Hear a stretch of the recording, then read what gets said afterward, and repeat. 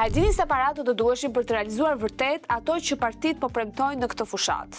Buxheti i shtetit shqiptar është rreth 7 deri në 8 miliard euro, por për të plotësuar ato që premton Partia Socialiste për arsimin, bujqësinë, pagat dhe pensionet do të duheshin 35 miliard euro.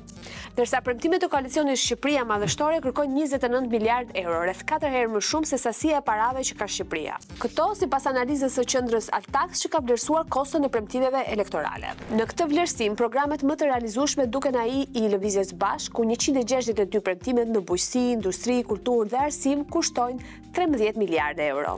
Edhe programi i Partisë Mundësia, që ka më pak premtime, 59 të tilla, synon shkurtimin e buxhetit shtetëror me uljen e shpenzimeve për të lehtësuar ekonominë, me synim mirëqenien e qytetarëve, i vlerësuar nga ekspertët si një program i realizueshëm në masën 82%.